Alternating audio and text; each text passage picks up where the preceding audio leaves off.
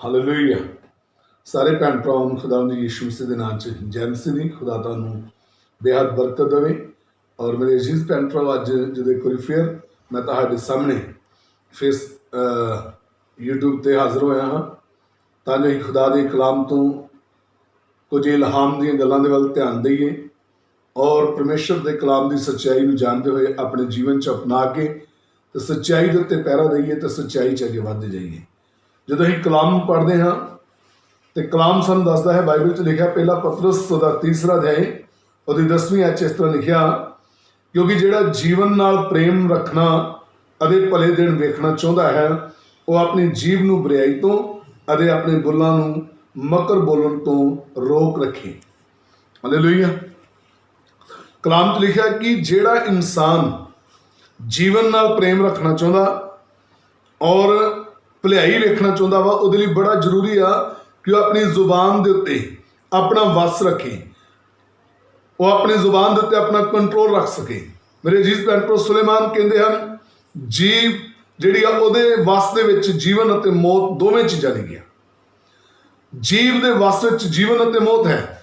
ਇਸ ਲਈ ਇਸੇ ਤਰ੍ਹਾਂ ਮੈਂ ਕਹਿ ਸਕਦਾ ਕਿ ਜੀਭ ਦੇ ਹੀ ਵੱਸ ਦੇ ਵਿੱਚ ਸਾਡੀ ਬਰਕਤ ਤੇ ਸਾਡਾ ਸ਼ਰਾਪ ਆ। ਇਹ ਜ਼ੁਬਾਨ ਹੈ, ਜੇ ਅਸੀਂ ਇਹਦੇ ਉੱਤੇ ਕੰਟਰੋਲ ਕਰਾਂਗੇ, ਜੇ ਜ਼ੁਬਾਨ ਦੇ ਉੱਤੇ ਅਸੀਂ ਕੰਟਰੋਲ ਕਰਾਂਗੇ ਤੇ ਅਸੀਂ ਬਰਕਤ ਲਵਾਂਗੇ, ਅਸੀਂ ਆਸ਼ੀਸ਼ ਲਵਾਂਗੇ। ਬੁਰਾ ਨਾ ਬੋਲਾਂਗੇ, ਸਾਡੇ ਜੀਵਨ 'ਚ ਬਰਕਤ ਹੋਏਗੀ।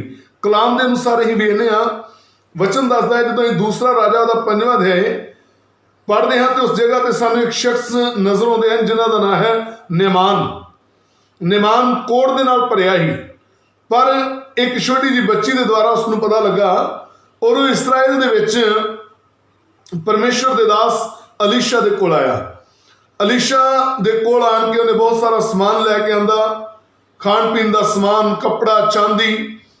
ਜਦੋਂ ਅਲੀਸ਼ਾ ਦੇ ਕੋਲ ਆਇਆ, ਅਲੀਸ਼ਾ ਨੇ ਆਪਣੇ ਘਰ ਦੇ ਅੰਦਰ ਹੀ ਉਹਨੂੰ ਇਹ ਗੱਲ ਕਹਿ ਦਿੱਤੀ ਕਿ ਜਾ ਕੇ ਜਰਦਨ ਦੇ ਵਿੱਚ 7 ਚੁੱਭੀਆਂ ਮਾਰ।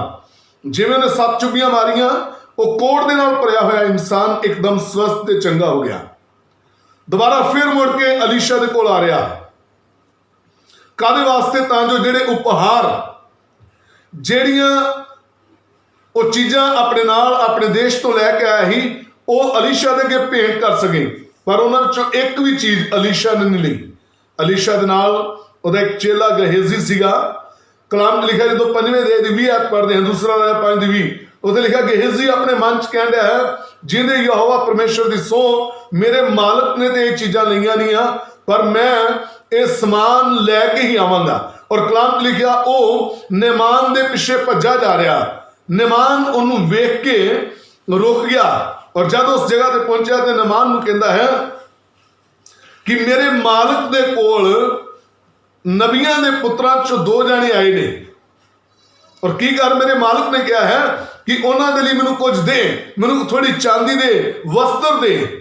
ਮੇਰੇ ਅਜ਼ੀਜ਼ ਭੈਣ ਭਰਾਓ, ਨੇਮਾਨ ਦੇ ਪਿੱਛੇ ਜਾ ਕੇ ਗਹੇਜ਼ੀ ਝੂਠ ਬੋਲਦਾ ਪਿਆ ਹੈ। ਜਦ ਇਹ ਸਮਾਨ ਲੈ ਕੇ ਵਾਪਸ ਆ ਗਿਆ ਤੇ ਤੁਸੀਂ ਉੱਥੇ ਪੜ੍ਹਦੇ ਜੇ ਕਿ ਇਹਨੇ ਸਮਾਨ ਲਿਆ ਕੇ ਲੁਕਾ ਦਿੱਤਾ। ਪ੍ਰਭੂ ਦੇ ਦਾਸ ਨੇ ਪੁੱਛਿਆ, ਗਹੇਜ਼ੀ ਕਿੱਧਰ ਗਿਆ ਸੀ? ਔਰ ਗਹੇਜ਼ੀ ਕਹਿੰਦਾ ਹੈ ਆਪਣੇ ਮਾਲਕ ਦੇ ਨਾਲ ਫਿਰ ਦੂਸਰੀ ਵਾਰੀ ਝੂਠ ਬੋਲ ਰਿਹਾ। ਕਹਿੰਦਾ ਤੇਰਾ ਬਾਲਕਾ ਇੱਧਰ ਉੱਧਰ ਟਹਿਲ ਰਿਹਾ ਸੀਗਾ।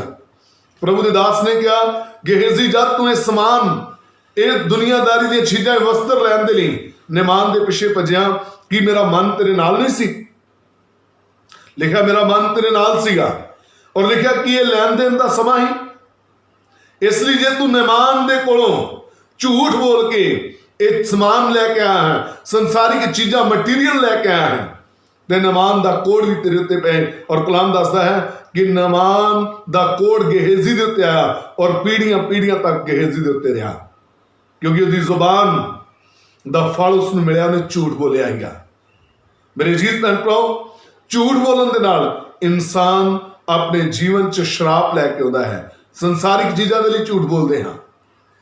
ਦੂਸਰੇ ਪਾਸੇ ਰਸੂਲਾਂ ਦੇ ਕਰਤੱਵ 5ਵੇਂ ਅਧਿਆਇ 'ਚ ਅਸੀਂ 2 ਜਣ ਵੇਖਦੇ ਹਾਂ, ਹਨਨੀਆ ਤੇ ਸਫੀਰਾ,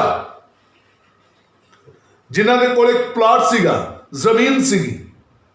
ਦੋਵਾਂ ਜੀਆਂ ਨੇ ਆਪਣੇ ਮਨ ਦੇ ਵਿੱਚ ਵਿਚਾਰ ਕੀਤਾ, ਇਹ ਜ਼ਮੀਨ ਅਸੀਂ ਵੇਚਾਂਗੇ, ਸੰਤਾਂ ਦੇ ਕਦਮਾਂ 'ਚ ਇਹਦਾ ਪੈਸਾ ਲਿਆ ਕੇ ਰੱਖ ਦੇਣਾ ਹੈ। ਜਿਸ ਦਿਨ ਜ਼ਮੀਨ ਵੇਚ ਦਿੱਤੀ ਆ, ਪੈਸਾ ਲੈ ਲਿਆ ਹੈ, उस समय पैसे ਨੂੰ ਵੇਖ ਕੇ ਅੱਧੇ ਪੈਸੇ ਉਹਨਾਂ ਘਰ ਰੱਖ ਲਏ ਔਰ ਅੱਧੇ ਹਨਨੀਆ ਪੈਸੇ ਲੈ ਕੇ ਤੇ ਪਰਮੇਸ਼ਰ ਦੇ ਦਾਸ ਦੇ ਕੋਲ ਚਲਾ ਗਿਆ। ਔਰ ਕਲਾਮ 'ਚ ਲਿਖਿਆ ਇਹ ਦੋਵੇਂ ਜੀਆਂ ਨੂੰ ਪਤਾ ਸੀ ਉਹ ਕੀ ਕਰਨ ਦੇ ਨੇ। ਜਦ ਹਨਨੀਆ ਪਰਮੇਸ਼ਰ ਦੇ ਦਾਸ ਦੇ ਕੋਲ ਗਿਆ, ਪਤਰਸ ਨੇ ਕਿਹਾ ਹਨਨੀਆ ਕੀ ਉਹ ਸਾਰਾ ਪੈਸਾ ਵਾ ਜਿਹੜਾ ਤੂੰ ਲੈ ਕੇ ਆਇਆ? ਔਰ ਕਲਾਮ 'ਚ ਲਿਖਿਆ ਹਨਨੀਆ ਕਹਿੰਦਾ ਜੀ ਹਾਂ। ਪ੍ਰਭੂ ਦੇ ਦਾਸ ਨੇ ਕਿਹਾ ਕਿਉਂ ਪਵਿੱਤਰ ਆਤਮਾ ਦੇ ਨਾਲ ਤੂੰ ਝੂਠ ਬੋਲਦਾ ਪਿਆ ਹੈ? ਝੂਠ ਦਾ ਫਲ ਉਹਨੂੰ ਕੀ ਮਿਲਿਆ? ਹਨਨੀਆ ਮਰ ਗਿਆ। ਉਹਦੀ ਪਤਨੀ ਪਤਰਸ ਦੇ ਕੋਲ ਆਈ ਥੋੜੀ ਦੇਰ ਬਾਅਦ।